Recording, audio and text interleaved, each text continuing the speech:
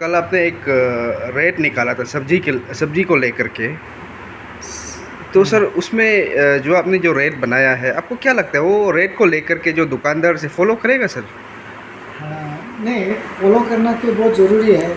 इसलिए ज़रूरी है कि जो रेट कल बनाया है, जितना स्टेक होल्डर्स है, उन लोगों को बैठा के बनाया गया है। हो सकता है ये जैसे कि जिस दिन रेट फाइनल किया वो 2-3 दिन तो लग गया। जब 2-3 दिन लग गया तो उस समय में रेट थोड़ा सा फ्लक्चुएशन भी हुआ होगा। तो बेसिकली फंडा यही है कि जैसे जैसे रेट स्टॉकिस्ट का यहाँ या होलसेल का दुकान का यहाँ से या प्रोड्यूसर का यहाँ से जो रेट फ्लक्चुएशन होगा तो हमारा मार्केट में भी रेट भी उसका मुताबिक से होगा। तो वही चीज़ को हमको ध्यान देना है। इसलिए कमेटी कॉन्स्टिट्यूट किया गया है जहाँ पे मार्केट का वेलफेयर एसोसिएशन है, एपीएमसी है, हमारा जो मजिस्ट्रेट है, ये लोग सब लोग मिल के इसको मॉनिटर किया जाएगा। मॉनिटर करने के लिए उसका down the line her market area में वॉलंटियर्स ऑर्गेनाइज किया गया है। वो वॉलंटियर्स जो है हमारा और एक जो मॉनिटरिंग और रिडर्सल फोरम बनाया गया है। और रिडर्सल फोरम में इसको जहाँ लीगल मेथोडोलॉजी भी रहेगा, वो रिडर्सल फोरम में इनको सुनवाई करेगा। और अगर उसमें कम हो गया कस्टमर का साइड से या ये होलसेल जो मार्केट जो वेंडर्स का साइड से, तो इसको एड्रेस किया जाएगा। एड्रेस करके फिर हम उसको मॉडिफाइड करेंगे। क्योंकि सर ये जो सामान जो है बाहर से आता है, आपको भी बाहर पता से है। आता है। तो रेट भी सर जो है बाहर से कभी कम होता है, कभी ज़्यादा हाँ, होता उस है। हिसाब से। हाँ, ठीक ठीक, आपने जो बोला है सही बात बताया कि बाहर से ही आ रहा है, बाहर में असम से ही आ रहा है। तो ये हमारा अपना स्टेट का जो आइटम है बिल्कुल ही नहीं जैसे है। तो इस हिसाब से बाहर का होलसेल दुकान का साथ हम लोग कॉन्टेक्ट कर रहे हैं। तो उसमें पता चल जाता है कि वहाँ पे क्या रेट है। फिर उसका बाद यहाँ ट्रांसपोर्टेशन का चार्ज है, देन उसका एक प्रॉफिट मार्जिन है। उस हिसाब से हम लोग काम कर रहे हैं। लेकिन एक चीज़ हम अपना जो वेंडर्स लोग है यहाँ देख रहा होगा, उनसे मेरा कहना चाहूँगा, मैं भी बहुत बार देखा हूँ, होलोंगी से वो लोग सब्जी लेके आता है, वो थोड़ा बड़ा मुट्ठी होता है, फिर यहाँ आने का बाद उसको 2 भाग करके बेचते रहता है। ये सब तो बहुत गलत होगा और ऐसे काम नहीं करना चाहिए। तो उसमें भी रेट को भी फिर बढ़ा देगा, बिल्कुल ही नहीं होना चाहिए। और ये फ्लक्चुएशन रहने का नियम ही है। और जब नहीं मानता है तो हमारा जो वॉलंटियर्स ग्राउंड में है वो भी हमें इंफॉर्मेशन देगा। और जो फोरम बनाया गया है वो फोरम में भी उन लोग को एड्रेस किया जाएगा। और ज़रूर हम हमेशा यही ज़रूर तो इम्पोर्स करने के लिए हमको देखना चाहिए कि जो बेच रहा है और जो खरीद रहा है उनका शुरू में हमको घुस के सोचना होगा कि खाने जो खरीद रहा है वो क्या हिसाब से सोच रहा है और जो बेच रहा है वो क्या हिसाब से बेच रहा है। अगर उस हिसाब से अगर हम रेट बनाते हैं तो सब मानना चाहिए। सर दूसरी बात है, कल मैंने सोशल मीडिया में देखा था, ये जो सर जो बार बार होते हैं जो दुकानदार है, हाँ जी। चूल काटने का दाम को लेकर के किसी ने फेसबुक में लिखा था हाँ कि हाँ। खुद से रेट बनाते हैं। जी जी। तो आप क्या कहेंगे इसके ऊपर? नहीं, मैंने इसको हमारा जो जिसका नोडल ऑफिसर है मेरा जो रेट बनाने के लिए, उनको मैंने भी देखा है व्हाट्सएप में, मुझे फेसबुक में मैंने उसको स्क्रीनशॉट का बना के मैंने अपना ऑफिसर को दे दिया है। तो ये हम फिर से इसको स्टेक होल्डर्स जो मार्केट का कमेटी है उनको भी एक दिन हम लोग बुलाएंगे। तो उस हिसाब से हमने डायरेक्शन दे दिया है कि वो बुलाएं। और जो मुची का सॉरी ये जो ठाकुर लोगों को एक बार बुला के बात करके वो रेट का ऊपर में उन लोगों को जस्टिफाई करना होगा कि 100 रुपया है तो क्यों 100 रुपया चाहिए उसका, 200 है तो 200 क्यों चाहिए। तो उसका घर का रेंट होगा, उनका मेहनती होगा, सामान जुगाड़ का है, इलेक्ट्रिसिटी बिल, वाटर बिल, सबको एक उसको देख के उस हिसाब से उनका एक प्रॉफिट मार्जिन जो है उसको देख के हम लोग एलो करना होगा। तो एक समय में हम लोग तो 5 रुपया से हम लोग चूल करता था आज 100 रुपया हो गया, 200 रुपया हो गया। तो इसको जस्टिफाइड करके रेट को भी हम लोग रेशनलाइज करेंगे। सर मैं आप अभी जैसे बताया 5 रुपये से आपने काटने शुरू किया, अभी मैं एक दो दुकानदार को मिल के आया हूँ। तो उनका कहना है कि जो बिल्डिंग ओनर्स है भाड़ा काफ़ी बढ़ा देता है ईयरली। पहले 2000 था, 3000 किया, 3000 से 4000 हो गया, 5000 हो गया, इस तरह का बोलना है। तो बिल्डिंग ओनर्स को आप क्या कहेंगे, क्योंकि सर कैपिटल में बिल्डिंग्स का जो रेंट है काफ़ी हाई होते जा रहा है।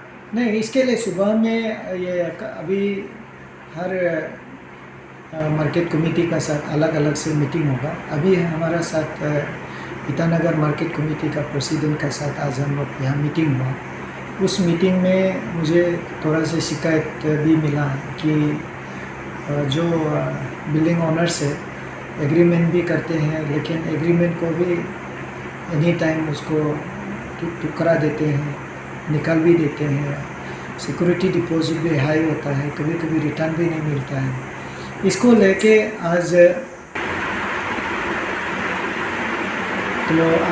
सुबह का जो मीटिंग है मार्केट कमेटी का साथ में, तो हमने उन लोगों को एक एक्सरसाइज करने के लिए बोला कि जितना भी कमर्शियल बिल्डिंग है वो कमर्शियल बिल्डिंग का जो ओनर्स है उनका डिटेल्स देना है, और जो टेनेंट है जो मार्केट कमर्शियल एरिया का जिसका शिकायत है उनका साथ में हम लोग मीटिंग बैठ के क्या क्या इश्यूज़ है उसको लेके हमें जमा करने के लिए बोला है, कलेक्ट करके इश्यूज़ को।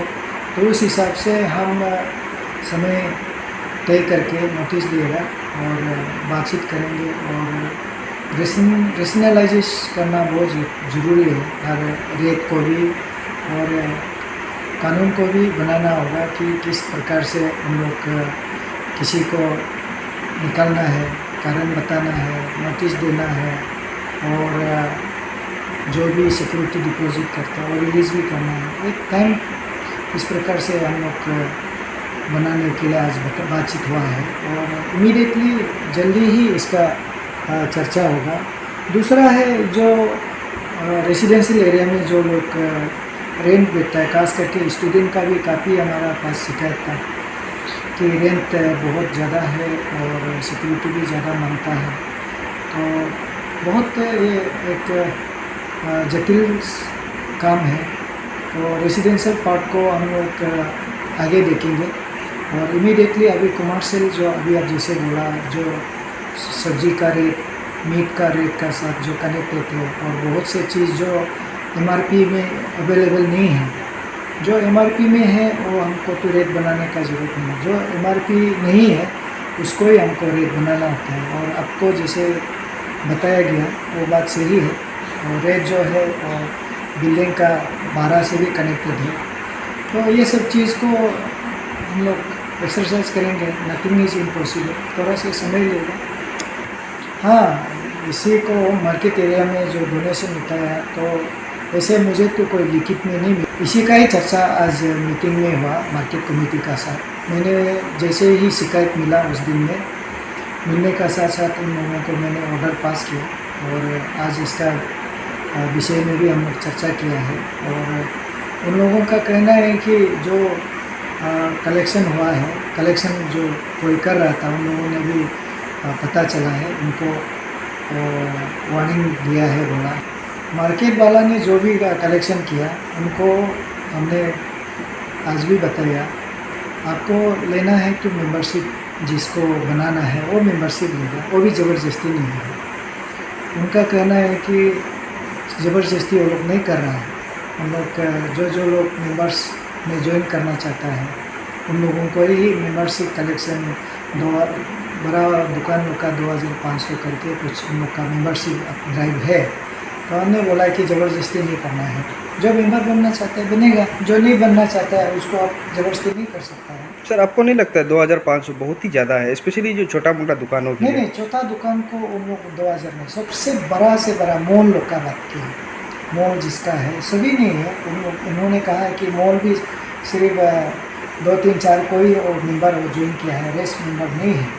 तो हम बोला अच्छा काम करना है, तो अच्छा काम करेगा तो सभी लोग आपको ज्वाइन करेगा, पहले काम करके दिखाना है। तो उसको लेके आज चर्चा हुआ है। और दूसरा है, उन्होंने कल नहीं तो परसों एक जो कोई ऑर्गेनाइजेशन जो है वो पैसा नहीं है, सामान उठाया तो उन लोगों ने पकड़ा, हम बोला क्यों इसको पुलिस को नहीं दिया, हैंड ओवर करना था। तो उन लोगों के बीच में निगोशिएशन हो गया है, वो पैसा दे देगा जो सामान फ्री में उतारा था।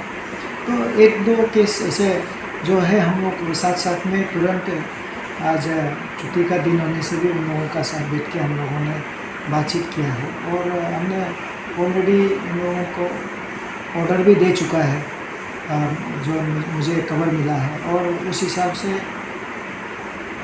कुछ गाड़ी में कुछ कलेक्शन का बात हुआ है, तो जो रास्ता से आता है तो उसका वजह से भी दाम में बढ़ता है बोला।